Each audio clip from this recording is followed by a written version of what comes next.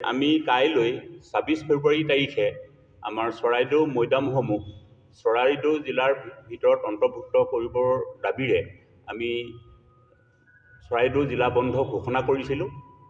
কিন্তু আমাৰ মাননীয় ৰাজহ মন্ত্ৰী মহোদয়ে আমাৰলৈ এখন পত্ৰ প্ৰেৰণ কৰিছে। সেই পত্ৰখন মই আপোনালোকৰ আগত পঢ়ি শুনাব বিচাৰিছোঁ।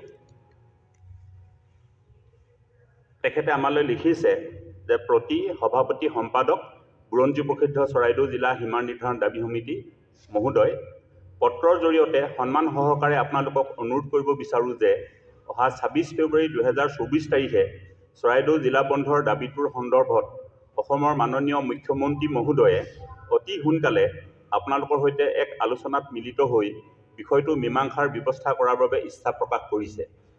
সেয়েহে এই পত্ৰৰ জৰিয়তে আপোনালোকৰ বন্ধৰ দাবীটো স্থগিত ৰাখিবলৈ অনুৰোধ জনালোঁ। গতিকে এই পত্ৰখন তেখেতে এটি যোগেন মোহন মন্ত্ৰী, অসম চৰকাৰ।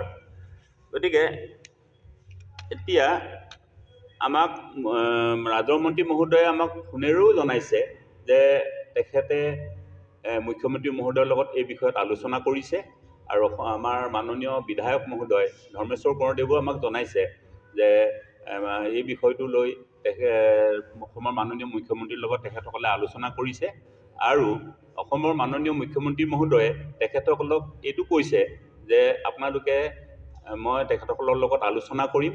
গতিকে আলোচনা কৰা আমি অতি সোনকালে আলোচনা কৰিম।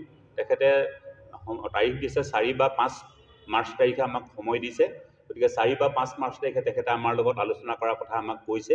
গতিকে আমি যিহেতু মুখ্যমন্ত্ৰীয়ে এটা ইতিবাচক পদক্ষেপ গ্ৰহণ কৰিছে আৰু সদিচ্ছাৰ ভাৱ এটা প্ৰকাশ কৰিছে আৰু তাকে আমাৰ মাননীয় ৰাজহ মন্ত্ৰী মহোদয়ে আমাক পত্ৰ আকাৰে জনাইছে। গতিকে আমি তেখেতসকলৰ এই সদিচ্ছাৰ প্ৰতি সন্মান জনাই আমি কাইলৈৰ যিটো আমাৰ ২৬ ফেব্ৰুৱাৰী চৰাইদেউ জিলা বন্ধ, এইটো আমি সাময়িকভাৱে স্থগিত কৰিবলৈ সিদ্ধান্ত গ্ৰহণ কৰিছোঁ। মুখ্যমন্ত্ৰী মহোদয়ৰ লগত আমি অতি সোনকালে আমি আশা কৰিছোঁ মুখ্যমন্ত্ৰী মহোদয়ে আমাক অতি সোনকালে আমাক এই বিষয়ত আমাৰ লগত আলোচনা কৰিব আৰু যদি সেই আলোচনা সফল নহয় তেতিয়াহ'লে আমি অহা আমাৰ ১২-১৩ মাৰ্চত আমি যি ৪৮ ঘণ্টীয়া চৰাইদেউ জিলা বন্ধ ঘোষণা কৰিম বুলি আমি প্ৰস্তাৱ কৰিছিলোঁ আৰু সেই প্ৰস্তাৱ আমি কাৰ্যকৰী কৰিম। সংগ্ৰামী মঞ্চই কালি এখন সংবাদমেল আয়োজন কৰি তেখেতসকলে এইটো কথা কৈছিল যে এই বিষয়ত এটা ৰাজনীতি কৰা হৈছে। চৰাইদেউ মৈদামসমূহ চৰাইদেউ জিলাৰ ভিতৰত থাকিব নালাগে, শিৱসাগৰ জিলাৰ ভিতৰত থাকিব লাগে, এইটো এটা ৰাজনীতিকৰণ কৰা হৈছে বুলি তেখেতসকলে কৈছে। কিন্তু আমি এইটো কথা স্পষ্টৰূপে জনাব বিচাৰোঁ যে চৰাইদেউৰ মৈদামসমূহ হৈছে চৰাইদেউ জিলাৰ প্ৰাণ, আত্মা। চৰাইদেউ মৈদামসমূহ চৰাইদেউ জিলাবাসীৰ কাৰণে এক স্বাভিমান আৰু চৰাইদেউ মৈদামসমূহক লৈয়ে চৰাইদেউৰ নামকৰণ হৈছে, চৰাইদেউ জিলাৰ নামকৰণ হৈছে। গতিকে ইয়াত কোনো ৰাজনীতিৰ কথা আছে বুলি আমি নাভাবোঁ। আমি এইটোৱে ভাবোঁ যে চৰাইদেউ মৈদামসমূহ আমাৰ যিহেতু আমাৰ স্বাভিমান, এক আৱেগ, আমাৰ চৰাইদেউ জিলাৰ কাৰণে এক প্ৰাণ। গতিকে আমি ভাবোঁ যে চৰাইদেউৰ মৈদামসমূহ চৰাইদেউ জিলাত অন্তৰ্ভুক্ত হ'ব লাগে।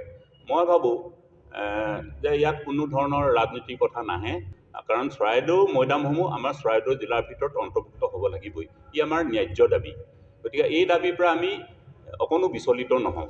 গতিকে যেতিয়ালৈকে চৰাইদেউ মৈদামসমূহ চৰাইদেউ জিলাৰ ভিতৰত অন্তৰ্ভুক্ত নহয় তেতিয়ালৈকে কিন্তু আমাৰ চৰাইদেউবাসীয়ে এই ধৰণে আমি অৱস্থান ধৰ্মঘটী কাৰ্যসূচী বা জিলা বন্ধ কাৰ্যসূচী, মন্ত্ৰী বিধায়কৰ ঘৰ ঘেৰাও, জিলা আয়ুক্তৰ অফিচ কাৰ্যালয় ঘেৰাও, এই ধৰণৰ কাৰ্যসূচী কিন্তু আমি গ্ৰহণ কৰি থাকিম। গতিকে আমি সকলোকে অনুৰোধ জনাওঁ যাতে ইয়াত কোনো ৰাজনীতিৰ কথা নাই। একমাত্ৰ এইটোৱে কথা যে চৰাইদেউৰ মৈদামসমূহ চৰাইদেউ জিলাৰ ভিতৰত অন্তৰ্ভুক্ত হ'ব লাগে।